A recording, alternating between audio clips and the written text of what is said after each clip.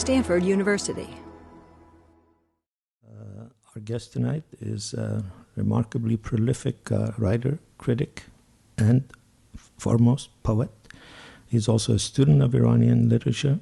He has a PhD from UCLA in Persian literature. He has written his dissertation on the modernist tendencies and the place of nature in the poetry of Ninma Yushij. He's had a very eventful life, a private life. I won't get into it. He has written about it. But for a while, he gave up what he calls, in his own words, his petit bourgeois predilection for poetry. Then, thankfully, he regained that predilection and has published numerous collections of poetry, both in English and in Persian, and works of criticism, works of literary history, and even a prize-winning children's book. He began publishing at a very young age when, in the 70s, I won't tell you how old he was, but just remember that he has been at publishing for a very long time, and if his petit bourgeois predilection hadn't taken away from the writings of poetry and criticism, we will even have a larger opus to judge him by. He lives in Los Angeles, but as he says in one of his essays, his body is in Los Angeles, but his mind ruminates the ruins of a lost revolution in Iran. Mr. Dr. Naficy.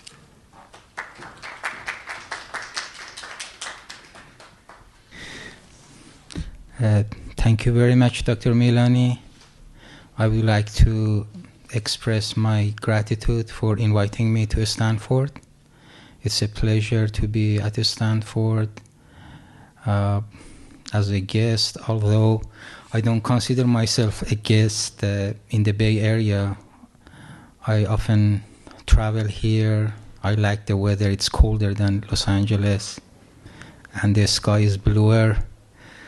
And more than anything else, my girlfriend lives here. That makes you a native. That's right.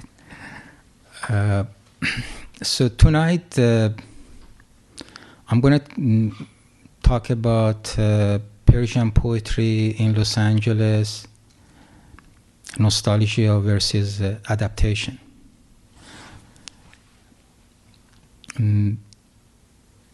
Los Angeles is sometimes called Irangeles because more than 500,000 Iranians live there. Most of them have come after or during the 1979 Iranian Revolution. Some of them were beneficiaries of the fallen monarchy, and some of them were the supporters of the revolution, but then became disenchanted or suppressed by the rising theocracy. After arrival, Iranians in Los Angeles established their Persian radio, TV, newspaper, as well as their Persian bookstores, especially on Westwood Boulevard. And also having teaching classes in classical poetry like Maulana or Hafiz classes. Iranians are very proud of their classical poetry, especially Shahnameh, written by Ferdowsi 1,000 years ago. In Los Angeles today, more than 30 established poets live who have published a collection of poetry either in Iran or in Los Angeles. Some of them, like late Naderpur or myself or Parto Nuri Ala, had published their collection of poetry back in Iran during the time of Shah. Some of them, like Abbas Safari and Leila Farjami, publish both poetry in Iran and in Los Angeles at the same time.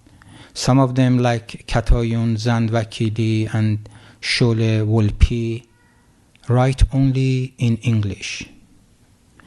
And some of them, like Azad Farahmand, write both in English and Persian.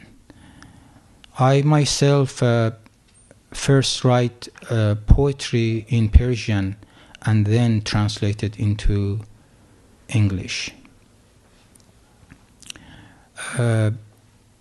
Besides those poets that I already mentioned, there are many other poets who have published poetry, which I will not get to introduce them tonight, like Hamid Reza Rahimi, Fariba Siddiqim,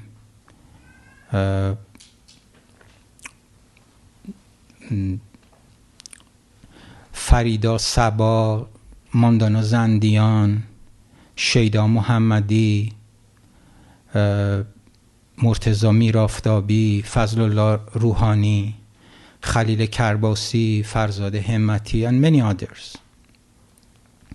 14 years ago, on March 20th, 1998, I hosted a poetry reading in Beyond Baroque Literary Arts Center in Venice Beach in Los Angeles on the occasion of Persian New Year, in which 5 poets, Nader Naderpur, Mansur Khaksar, Parto Nouri Allah, Abbas Safari, and myself, read poetry both in English and Persian. Because Naderpur couldn't read his poetry in English, he kind of hated English. He liked to speak French. So my late friend Harriet Tannenbaum read his English poetry for him. Tonight, in order to kind of demonstrate Persian poetry in Los Angeles and introduce some of the poets there, I would like to revisit this event that we had 14 years ago and introduce these 5 poets to you and read one poem by each person. I will concentrate only on one question. Are these poets still are dreaming of going back to their homeland, Iran, or have they come to some kind of acceptance with their adopted country, with their adopted city, Los Angeles? None of these two tendencies, whether a poet has drawn into nostalgia or a poet has become at peace with Los Angeles, none of them in terms have any merit in terms of literature. Both of these both of these tendencies, nostalgia and adaptation, they are part of human feelings, human characteristics, and we need both of them. As long as we have human beings are migrate from one place to another place or move from one city to another city, we always have these two tendencies. And of course, we also need literature, we also need poets to express them. In Western culture, we have a manifestation of these two tendencies. If you look at Homer's Odyssey, After the Greeks won the war against the Trojans, and they were sailing back home, Odysseus, who was victorious, but because he was cursed upon, he had to spend 10 years in different islands and was longing for his homeland. In contrast to Homer's Odyssey, we also have Virgil's Aeneid, the Roman poet, who wrote the story of the other side of the war, the Trojan War, the Trojans themselves. After they were defeated, they sailed toward Italy, and they started a new civilization. The Trojans started a new civilization in Italy. So as you see, we have both of these tendencies in Western culture as well as Eastern culture. Out of these 5 poets, unfortunately, today there are only 3 of them still living. Nader Naderpour died on 2000 in Los Angeles. And by the way, his anniversary was last week. His burial is in a very prestigious sanctuary in Westwood, where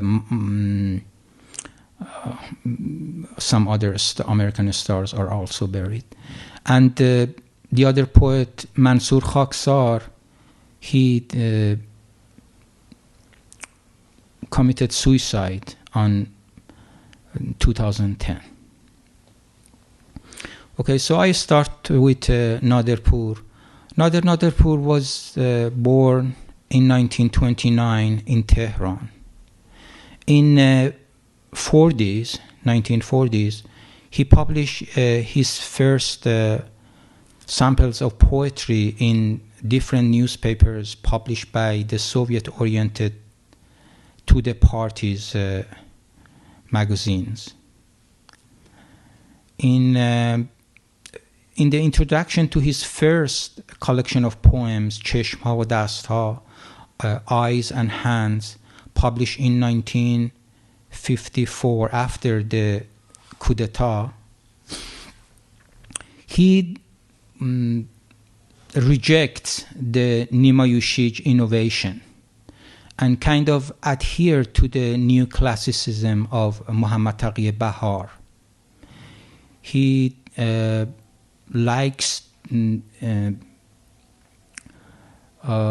new poetry in terms of imagery and diction, but he did not like to, so to speak, break the line of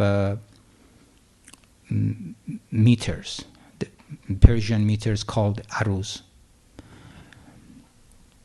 In 1960s, Naderpour was the editor of 2 prestigious magazines published by the Art and Culture Ministry.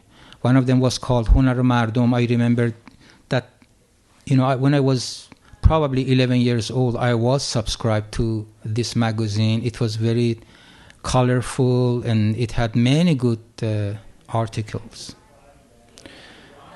Naderpour was also the head of Persian contemporary literature at Iranian national TV and radio. But at the same time, he also was one of the signatories of the Iranian Writer Association in Exile, which signed, they started by signing a manifesto against censorship during the time of Shah. So Naderpur was part of that.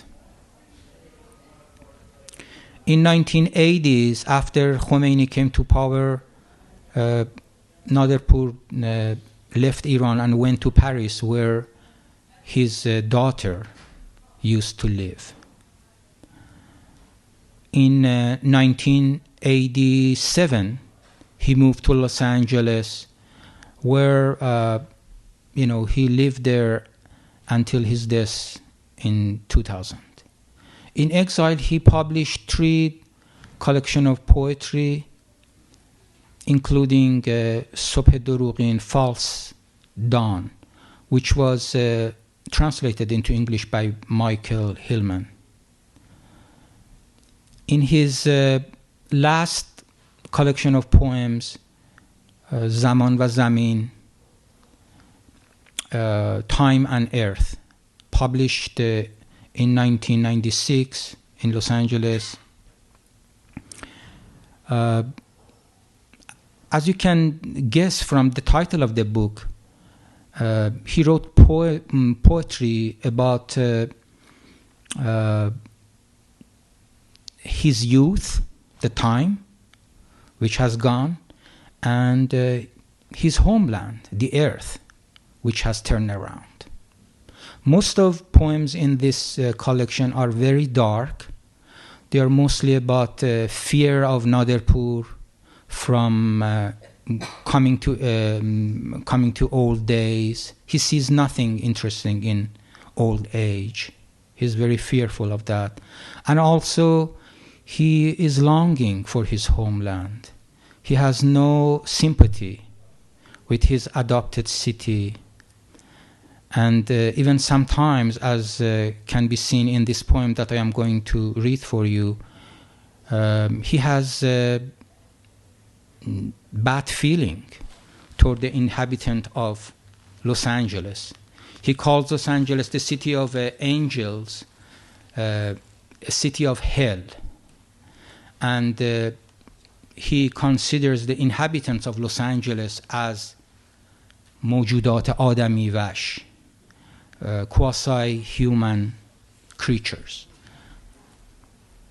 This poem is dedicated to Majid Amini, and I asked Majid Amini to translate it into English, which he did for me, and then I edited myself. Yeah, give me some. Thank you.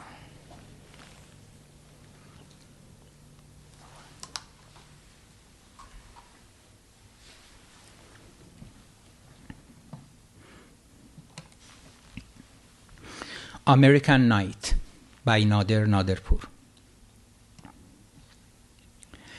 The place of my exile is a city on the shore of Western Sea, with old palm trees and new palaces, taller than imaginary giants.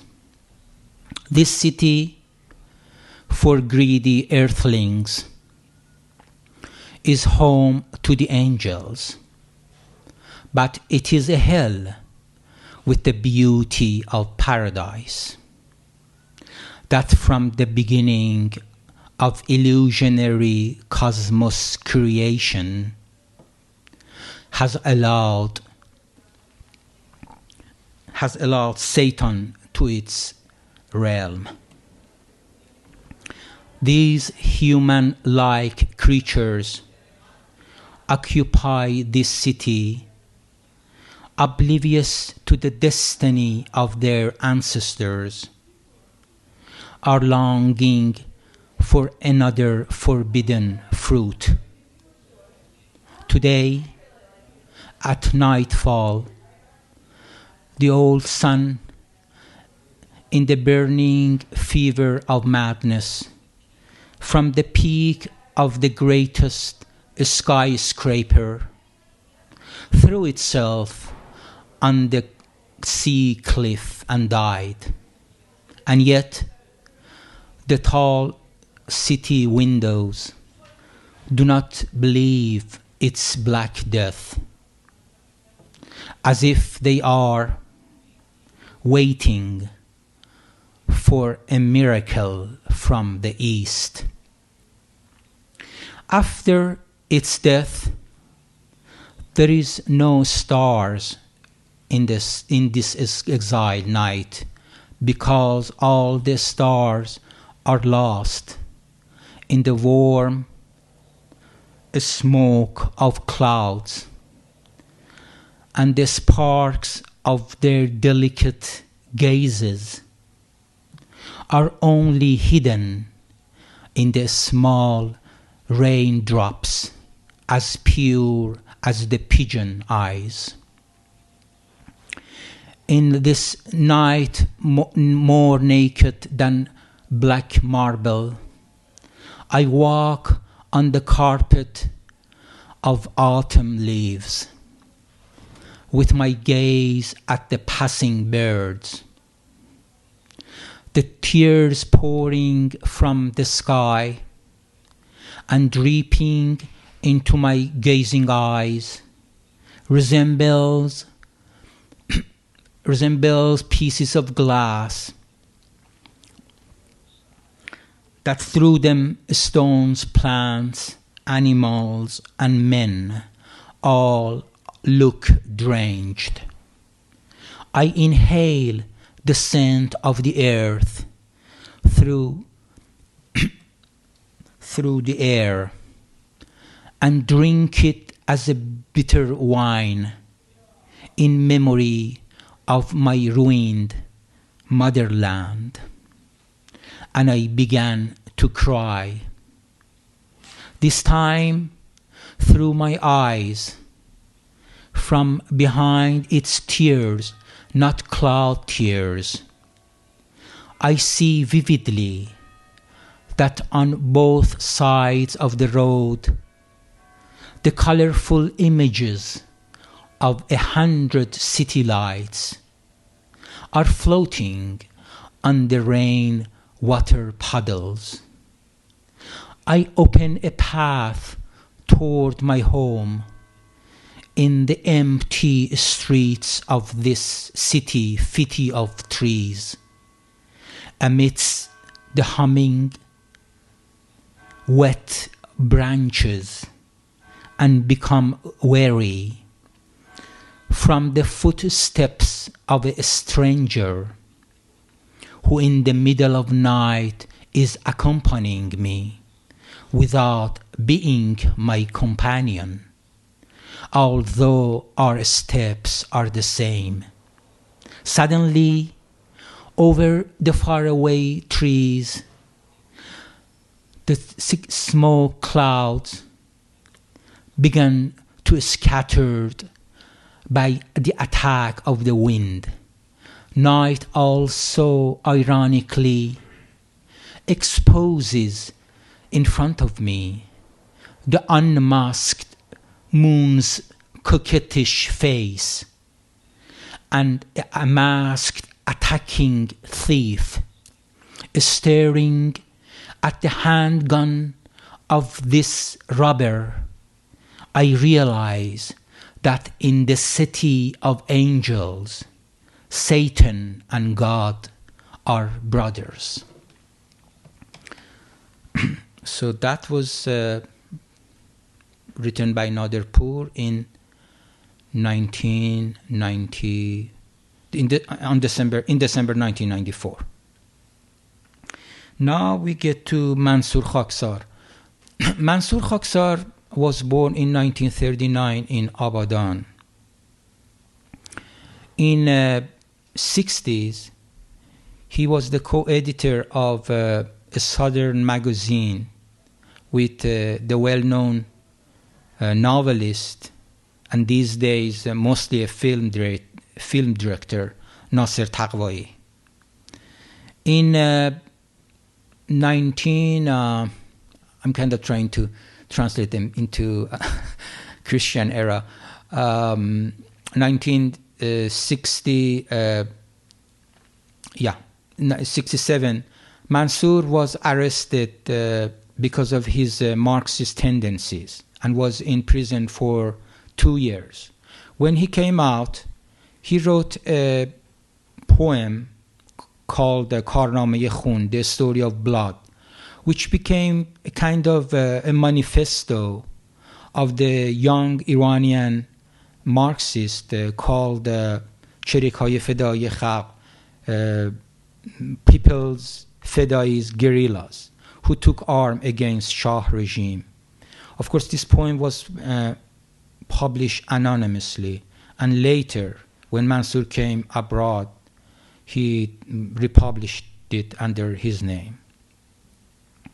In 1975, Mansour went to London, where he worked as a bank accountant, and underground he worked for Fadai's organization. When the revolutionary poet Said Sultanpur, who was in prison, was released 1 year before the revolution and came abroad, Mansour and Said Sultanpur and 3 other Iranian activists who had suffered, like Dr. Milani, sometimes in Shah's prison, they established a committee called From Prison to Exile, Committee Az Zindan Ta Tab'id, and they put together many gatherings against the Shah regime in different countries. Just before the fall of monarchy, Mansour went back to Iran, and he was part of the southern branch of Fadai's People's Organization in Iran. When Khomeini started the great suppression of Iranian intellectuals, Mansour fled to Soviet Azerbaijan in 1984. And 2 years later, he went to West Germany. After separation from his wife, he moved to Los Angeles in 1990, where he lived until his suicide in 2010. He had 2 daughters who have survived him. Mansour was the co-editor of Daftarhay Shanbe, a local literary organ, the organ of a literary saloon in Los Angeles, which I am part of, and also the co-editor of Daftarhay Kanun, the literary magazine of Iranian Writer Association in Exile. He also was the co-editor of poetry section of Arash magazine, published in France. Mansour has published a dozen of collection of poems in Los Angeles, including Qaside Safari Dar Meh, an ode of a journey in the mist, as well as Los Angelesi Ha. The first one in 1992 and the second one in 1997. The first one, which is, the story of his coming to exile, Mansour kind of look for his individuality and kind of break with his ideological group identity, which he used to have when he was merely a political activist. In Los Angelinos, he has put together 23 short poems, which, in spite of, they are called Los Angelinos, but they are not about Los Angeles. They show a poet who is apart from his adopted city. In this poem that I am going to read for you, and I have translated it myself from page 32 of his book, Los Angelinos, he is in Santa Monica Beach, where he used to live, and he's looking at Pacific Ocean and reminiscing about his teenage years when he was in Abadan at and looking at Persian Gulf.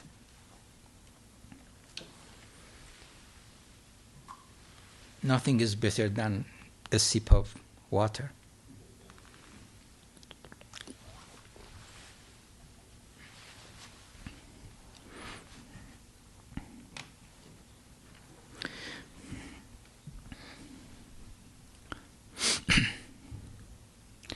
I am staring at the ebbing sea, and the winter sun has made me naked. I am fully revealed, like a worn-out book. I am a ruin past from a distant tribe, whose palm trees make me naked in the arms of water and fish, and seamen's hum, and an aging memory with no rain on high hills. The night is approaching, and I am standing against it with bitter resources that kindle no lamp. Where is my youth at 20? When I step on horizon and set fire to the house with no fear of tomorrow. The crescent moon has opened its arms in solitude, but does not camp within me. For hours, I've been floating on the shallow water, and the nightly world has been chasing me. To count the delay of returning homes, I planned the paddle of wind in the water and grow in its sail. My vision is blurred. I have made the sky cloudy and sailed aimlessly. Now we get to Parto Nuri Ala. She was born in Tehran in 1946.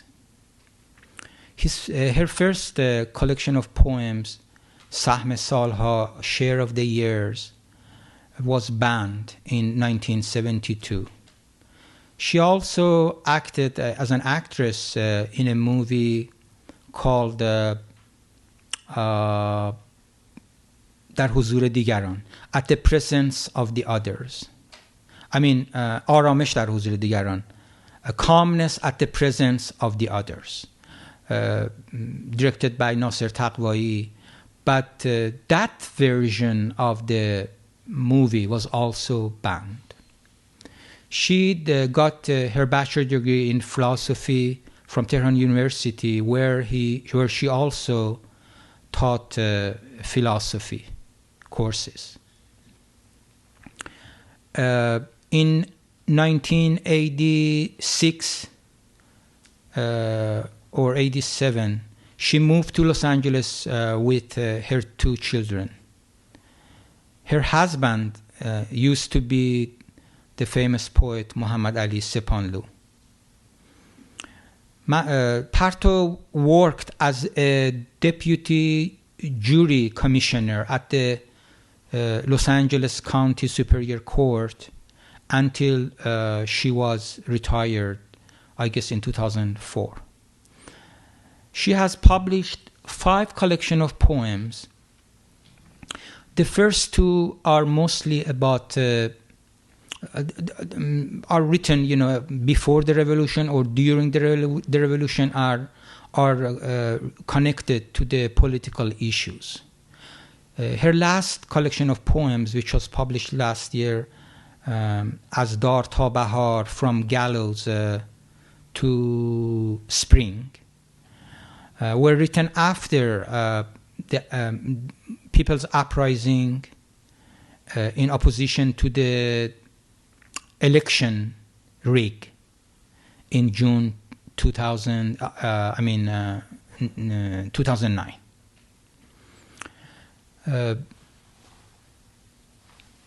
Parto considers herself a feminist, and she, as you can see from two of her longest poems, I Am Human and also Four Seasons, in which she narrates the story of women in patriarchal societies. Except one poem that I am going to read for you, rarely you can find any in Parto's poetry. Rarely you can find any references to her surrounding in Los Angeles, or any nostalgia about her times in Tehran. Except this poem, Sad Sal Beh Az In Salha, which was published by Nilufar Talebi and was published as part of Strange Times, My Dear, a collection of Iranian contemporary writers edited by Nahid Muzaffari and Ahmad Karimi Haqqaq.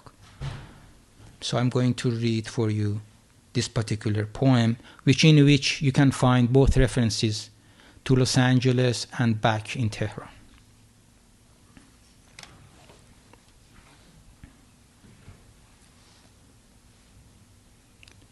Five morning of the week, 50 weeks of mornings, my sun rises in the rear view mirrors of buses, and each day in the old courthouse awaits me a small desk, an English Farsi dictionary, a heap of summons, a spiraling justice, and the relentless rings of the telephone.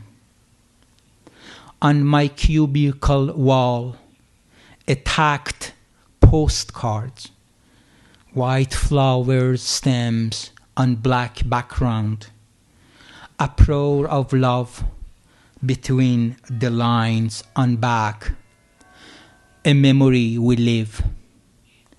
As Schubert passes through my transistor radio. On the opposite wall, there is an image of Maya Angelou, Ahmad Shamlou, freeways, maps, and the rendition of love poems by Paz. All days the files run through the copier, as are throbs of my tongue in the veins of the most foreign language. Each dusk returning home, I hauled passerbys in search of my lost days in Los Angeles, and asked the policeman after that young woman whose hands were chained in this house of fortune.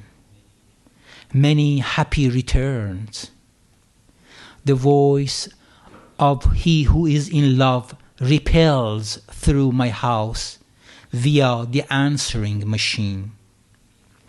A feverish drop waters the burned jasmine leaves, and then traipsing in books and stitching clothes, reading, writing, washing, scrubbing, surfing the web, typing, sewing, weaving memories thread to thread, one by one, mouth stitches, one stitch over, one stitch under, one rose crimson, one the color of sorrow.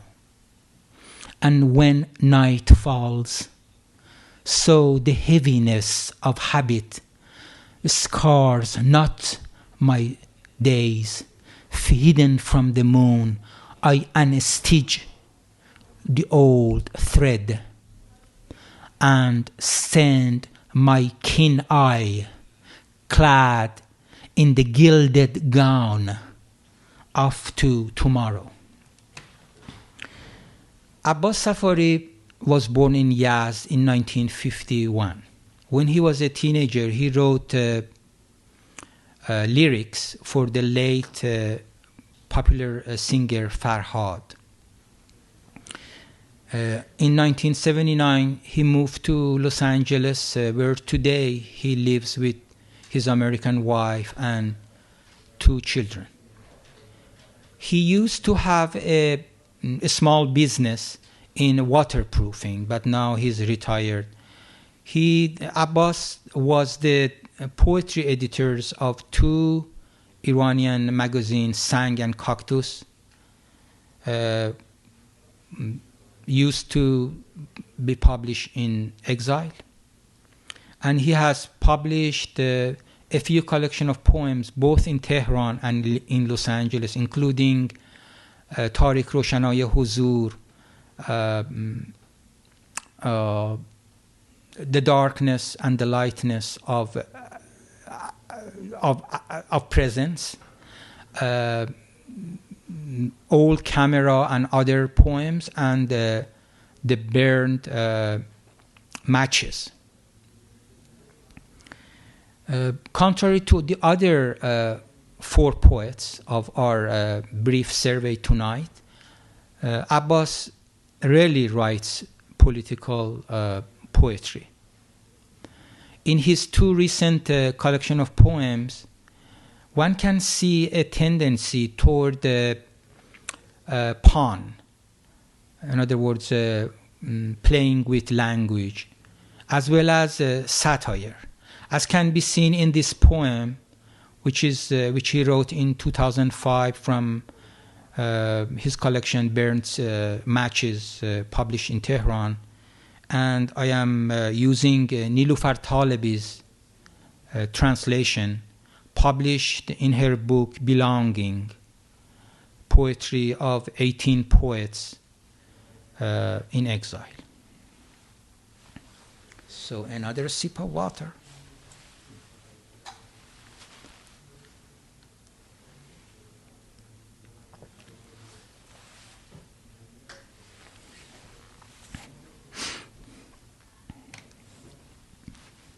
Saturday night dinner. The onion I will grate to keep the string of my tears from drying. The potatoes you peel for your sleight of hands with skins. Let Nusrat Fatah Ali Khan, the Sufi minstrel, play, for he opens us a window to Konya, the window adorned with narcissus, sleepy eyes, and languorous, and a handful of homing pigeons. If they call from master's guard, or the internal, I don't have any income services, tell him he's gone to Kashmir, looking for the long-lost polo ball of King Aurangzeb of India, and it is unclear when he will be back. Don't laugh, my darling. Cultural misunderstandings dismiss the disturber quicker than hollow conversations. Now while this aged Indian rice ripens, put 2 glasses lip to lip near our hands of our oldest vintage 4-year wine, a reminder of century past. A sip of good wine is enough to erase an entire century from one's memory. Sip after sip, we can backtrack so far that after dinner we can find ourselves in moonlight of palm groves of Mesopotamia, and around midnight in a primordial plains, naked and boundless. Majid Naficy, myself, was born in Isfahan in 1952. My first poems were published in Jon-e Isfahan when I was 13, and my first collection of poems in the Tiger Skin was published when I was 17. After I was very active in the Iranian Revolution against monarchy, but after the new theocracy came to power, they started killing people, including my first wife, Ezzat, on January 7, 1982, and also my brother, Saeed. I fled Iran in 1983 and finally ended in Los Angeles, where today I live with my son, Azad. He now has become a rapper and hip-hop artist. In fact, tonight he has a performance in Los Angeles. I have published a dozen of collection of poetry, both in English and Persian. Now, just kind of to wrap up this conversation, I would like to summarize a little talk that I had in 1995 called A Reader Within Me. I delivered that talk in a symposium sponsored by American-European Relationship at USC in 1995, in which I say that when I left Iran, I brought the reader that I had within me, on horseback, first to Turkey, then to France, and then to America. For half a dozen, when I wrote poetry, I still wrote for that reader from Tehran. I preferred a reader, which preferred cholo kebab, I guess, to American food. He spoke English with a heavy accent, as if I don't do it today. And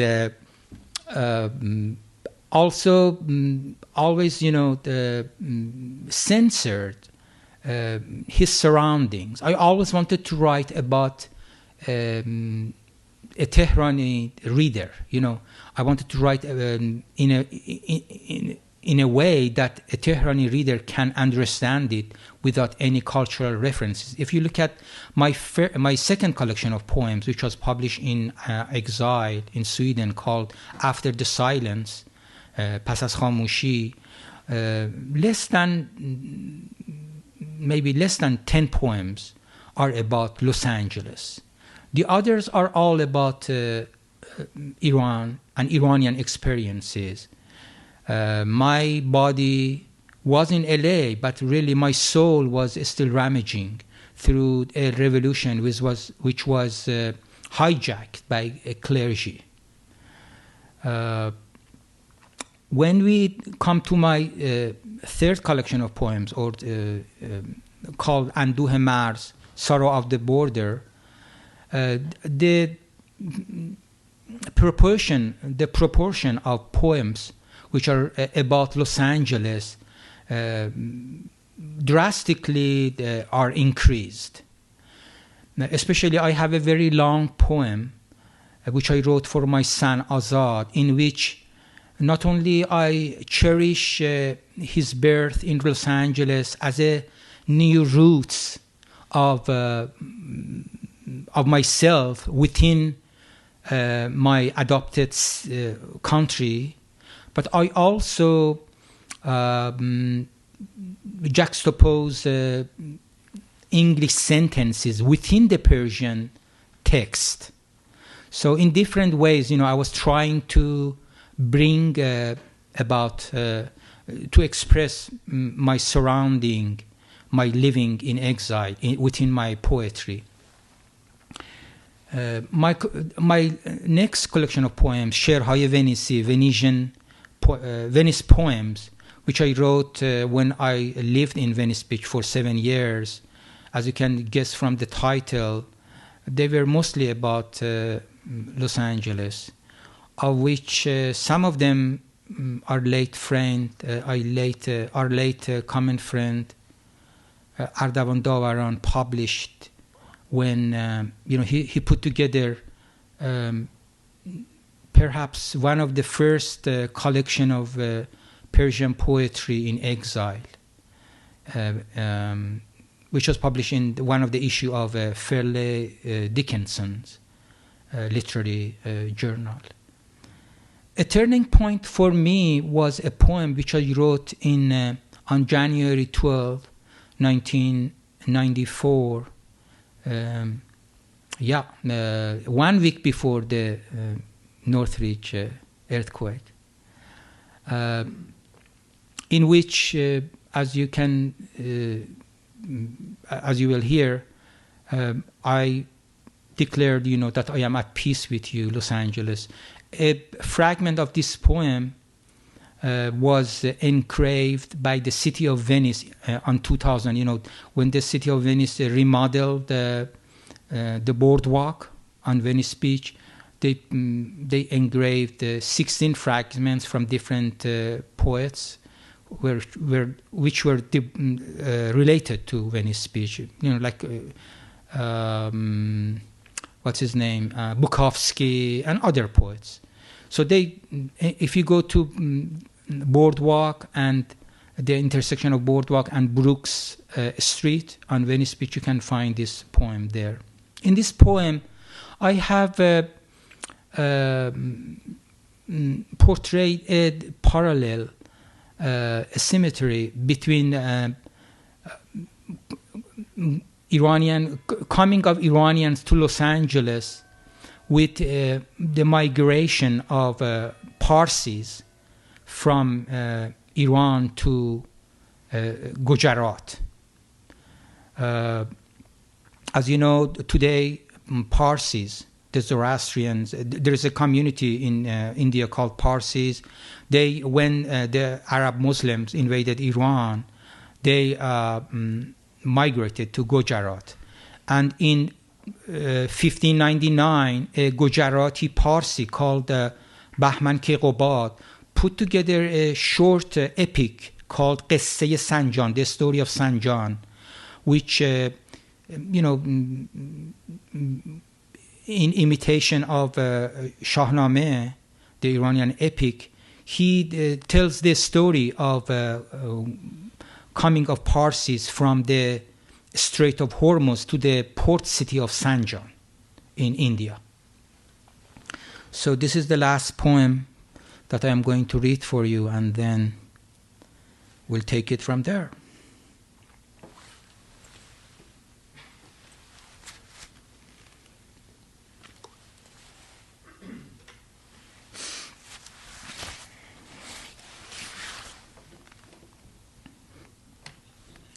Ah, Los Angeles.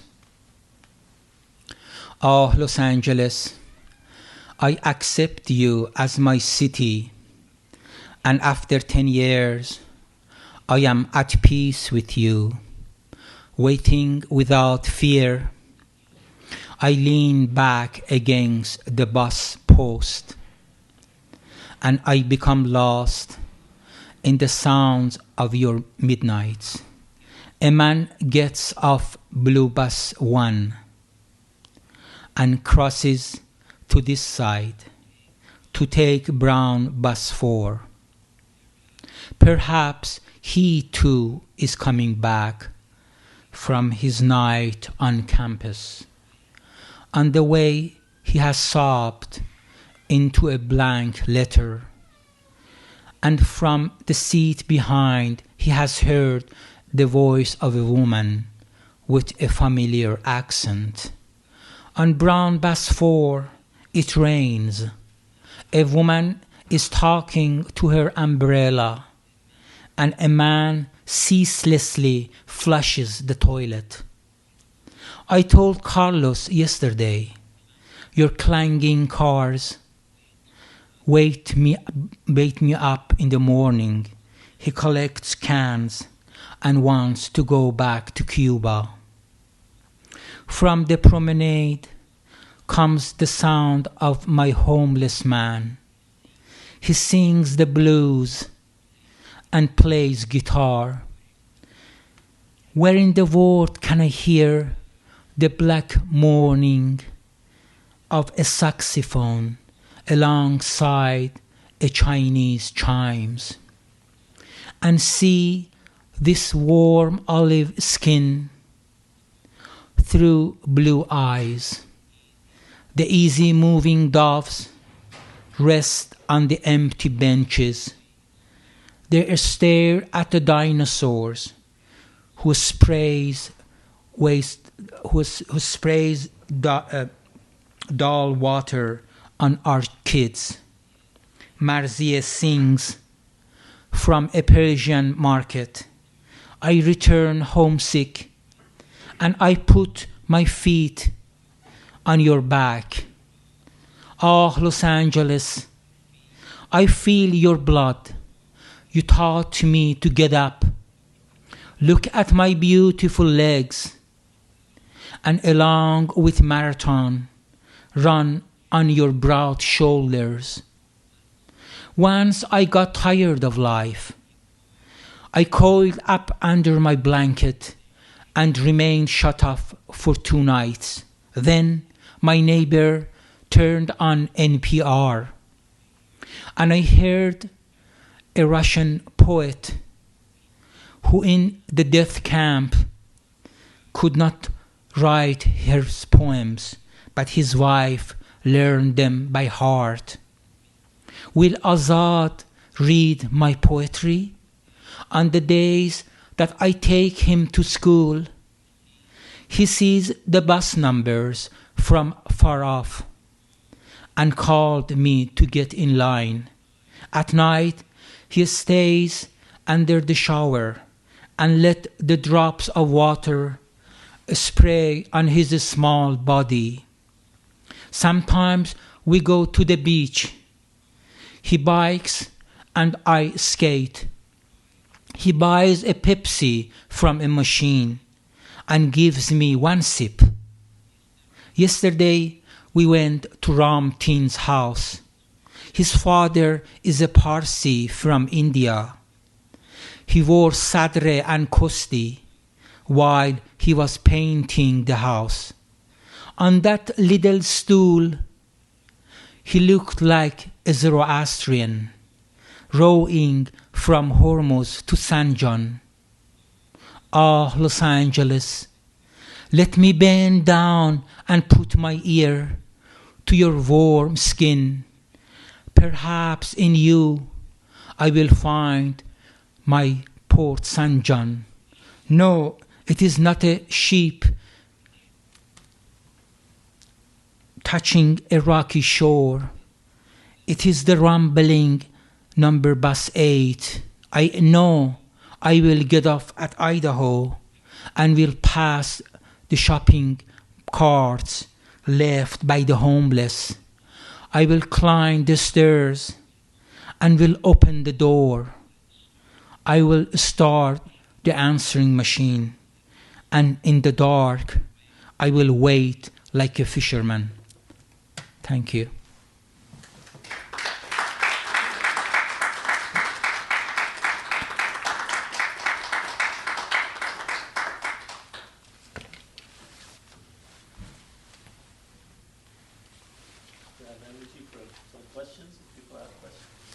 If you have questions, please make a noise because I don't see well. I won't be able to see your hands or your feet.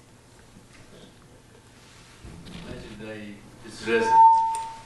Hi. I want to ask you your opinion about, because you talked about Nader Pool. Yes. And you are familiar with his poetry back in Iran. And then when he moved here, what is your opinion opinion about what happened in between. Like, you remember Sher Angur? Yes. And then here, Zilzile Khanelar Larzam.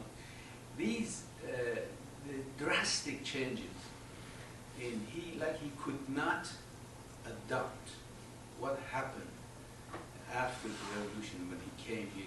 He was really bitter about his presence here, people, Los Angeles and all of that. Do you see this in all of the, more or less in all of the poets that came from around here? Or he was just exclusively to another?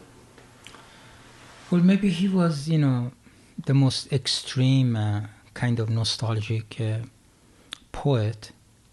Next to him, from these 5 poets, I would put Mansour Khaksar, who was also very much longing for his homeland. But if we want to get to the, personal reasons why Naderpur felt the way he felt, we might say his age, because he kind of came in a later period of his life to Los Angeles. He didn't know English, and he never tried to learn it. Although, he had classes for a time in connection to UCLA, but sometimes, just outside of academia. He had classes. He had shows on Iranian TV. He wrote for Persian magazine. He was not disconnected from Persian community abroad. But he didn't like to be here. He was, in one of his poems, he says that I could not stay in Iran, and I had to live in Iran. But at the same time, I don't like this city either, Los Angeles. I don't like to be in exile either. So, از اونجا مانده, از اینجا رانده. That's, he saw nothing familiar to himself, whether back in homeland or here in exile. I don't know if it answered your question. In your talk, you said nostalgia and adaptation per se they are feeling and they don't have any literary value in themselves. Do you think that the expression of these feelings by these poets, which seems to be, for most part, a little dark, a little bitter, has contributed to the literary movement of Iranian poetry? Thankfully, in yours, I do see a lot of hopefulness, adaptation, acceptance, infusion of humanity. Thank you. Well, when I said, it doesn't have, I said it doesn't have a literary merit. One does not have literary merit on the other. Although nostalgia, I would imagine, is not a good recipe, for a person who is in exile and cannot go back home. But I cannot say, because I write poetry which is more adaptive to my new cities, so because of that, my poetry is better than a person who mostly writes nostalgic poems. Basically, I wanted to say that we need both of them. And if Naderpur, writes nostalgic poems, or if Mansour writes more longing poem for his homeland, they're not necessarily less important than, my poems or Abbas poems, which are more adaptive to our new environment. If I may follow up, Sure. Does this reflect like a maturity in introspection because of the situation that a lot of people, like many of us here in exile, feel? Or is it merely reflective of the bitterness of a defeat, of a political defeat? No, it's more than just a political issue. Yeah, in the beginning of their coming to exile, the poets, as you can as I express in my own case or in Parto's case, they were very much involved and very naturally with what happened, in Iran, what happened in revolution. And so in that respect, they were not about their new environment.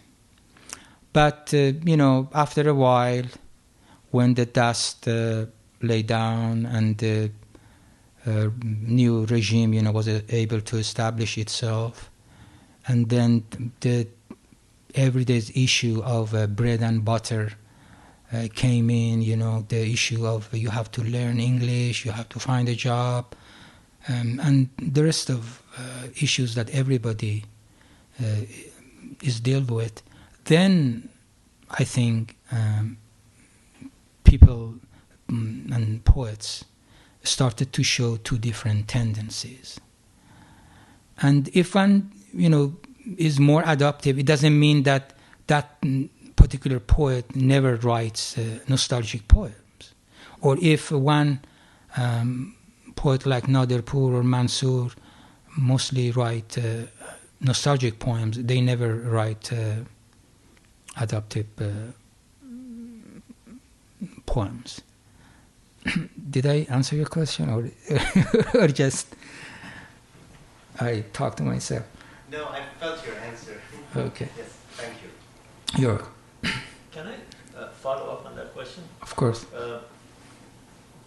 Would you not say that, not in a sort of literal sense, but in a larger sense, nostalgia is the essence of poetry, and that there is a fundamental difference between adoptiveness and nostalgia? Nostalgia is the stuff of old poetry. If you adopt to your reality, there's very little to be poetic about. Would you agree with that or not? Well, yes and no. I mean, if you read Shams Qais, an Iranian prosodist in 14th century, he says the first person who wrote poem was Adam, who wrote poetry after the death of Abel. Yeah, in poetry, when you look at the poetry all over the world, in every culture, they are mostly about longing, about the absence of something, about sorrow. But at the same time, you have poetry of joy, in different ways. Like someone might see enjoyment and joy in mysticism, which is a kind of longing itself, or maybe in erotic poetry, love poems. Love poems, you can write a lot of love poems that are about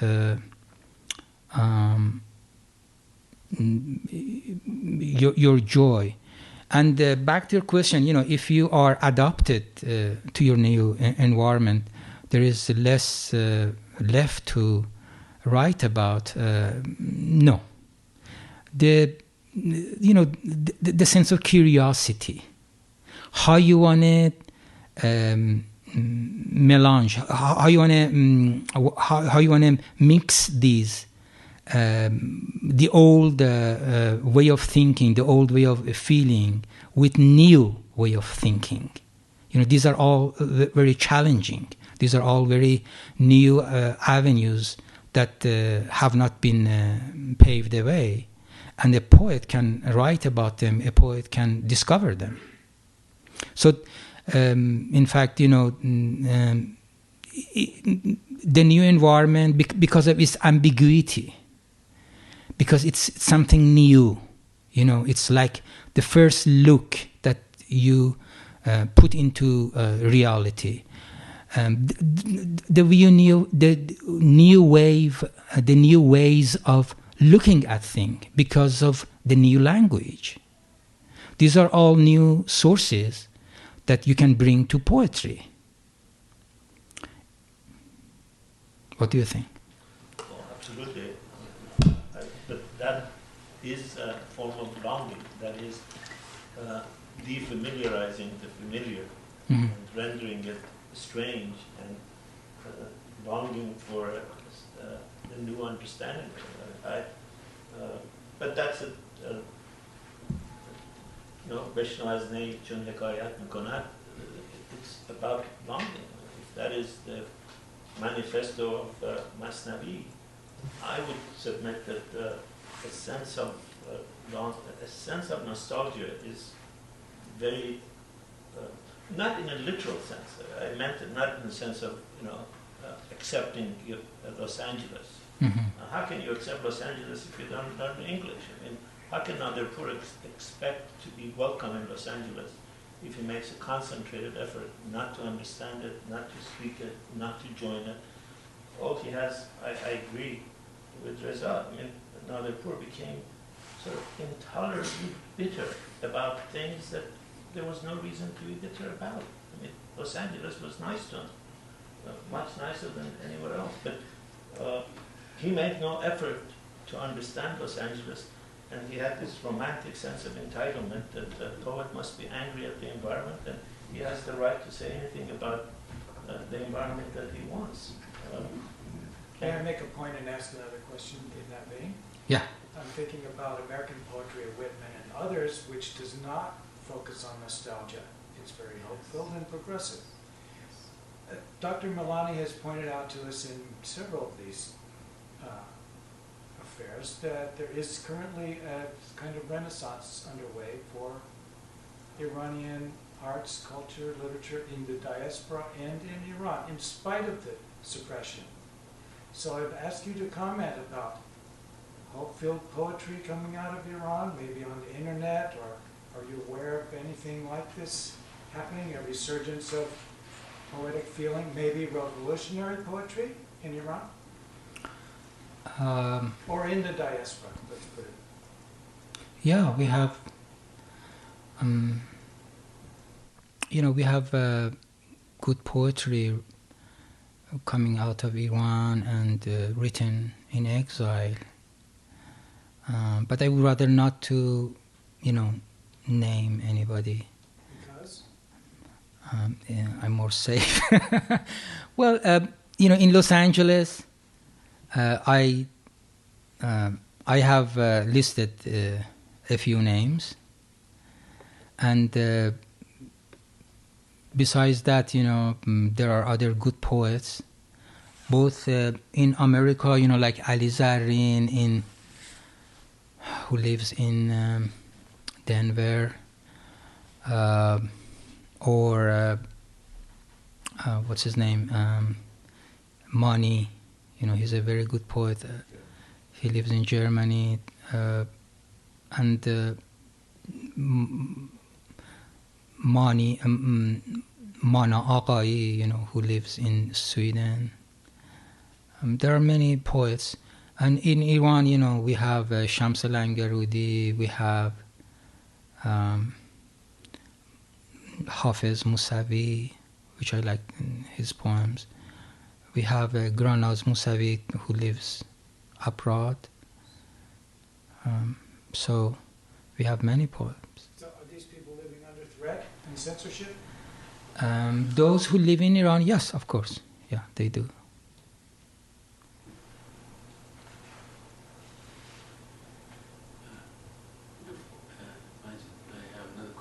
Okay, sure. And by the way, that was a very good example of helpful, joyful poetry, Walt Whitman.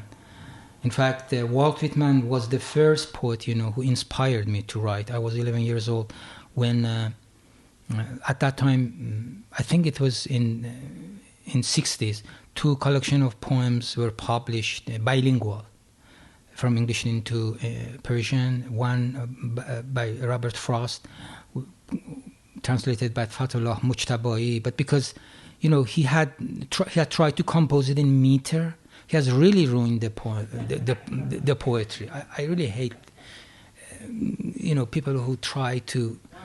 It's not an easy job, because you become a versifier.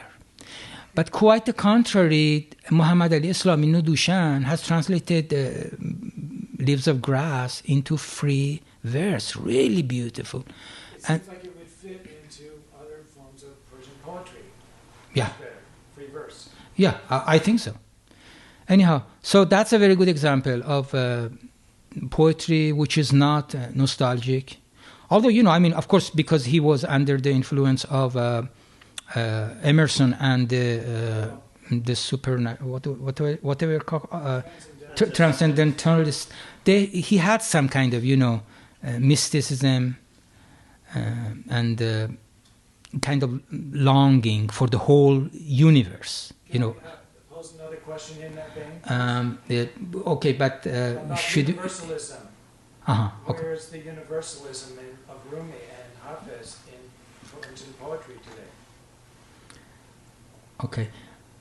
Okay. Can we see what Reza wanted to ask and then give? Okay, sir. We're talking about nostalgia in the poetry. Like Parto. It seems to me because Parto had dedicated herself to her family here, the children, the mother, and others around her, and feminism. Therefore, you see there is no really connection and nostalgia or bitterness about whatever happened in Iran. The only thing you see is about women, her critics of films and others. You know that she's so bitter about films. Even recently, she really criticized the Jodoi, separation. So there is, because she's dedicated. She left Iran. She left husband. She was bitter about that. But here she was dedicated to something else. Feminism and her family. So you don't see nostalgia. Yeah. One time I asked her, why is that? And she said, when I was in Iran, I came from one man's house to another man's house. What is it that I, crave for? Nothing. And her experience, back in Iran, her poetry was not really published. She played in both theater and movie, but they were not really shown. They were censored. So you're right. I think so. You're right. Okay. Now get back to your question. The universalism of Hafiz and Rumi and what? Where is it? In Walt Whitman's? No, in Persian poetry now. Contemporary Persian poetry. Is it there? Because it's not a string that's recognized as, what do you want to say, Islamic. Universalism. Mm-hmm. Well, I have written myself, I don't know if you can Google it online. I have written criticism of, what's his name? Who's the American translator of Rumi? No. The most very popular one. No. God. Yeah, Coleman Barks. Yeah, I have written a criticism, about Coleman Barks, and also I have my own views about Rumi's poetry. I don't, take it at face value. I think, but I think it goes beyond the extension of this session. So there is that universalism, of course, in Rumi and Hafiz, but it's very different from universalism based on individual rights.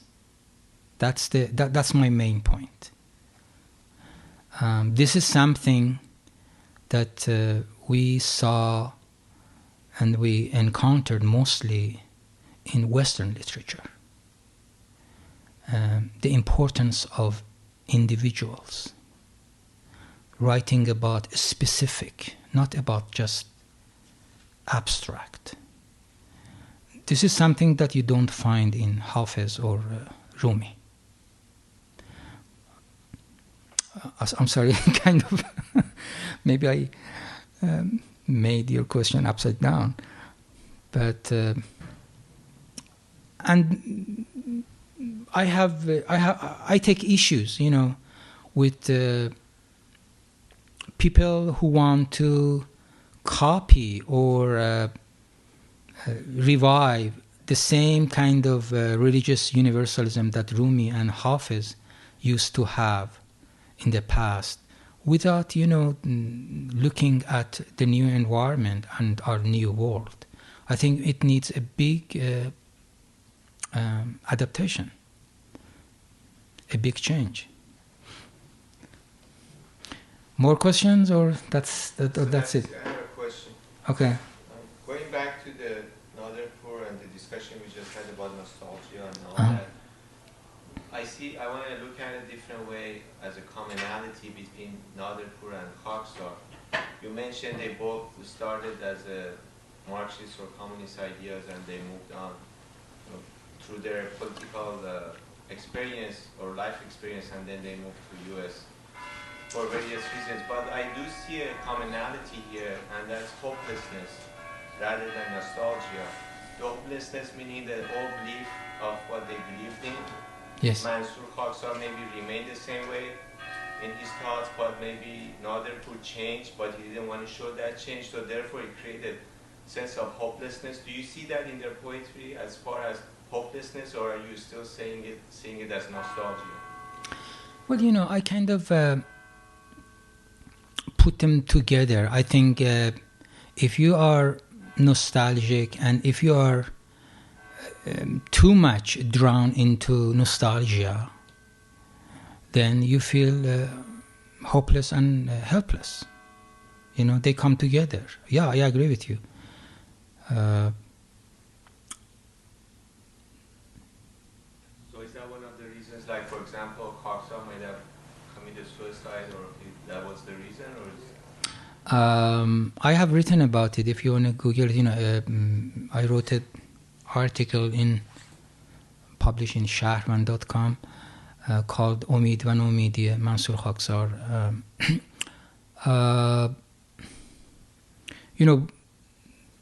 There were specific reasons that he did that, of which he speaks a little bit in his different letters of will. If you are interested, you can find them in one of the issues of Zaman magazine published in Denmark. That specific issue, which was dedicated to Mansur, was edited by Khosrow Dawami.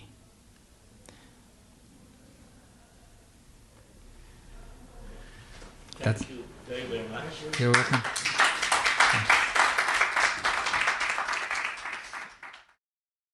For more, please visit us at stanford.edu.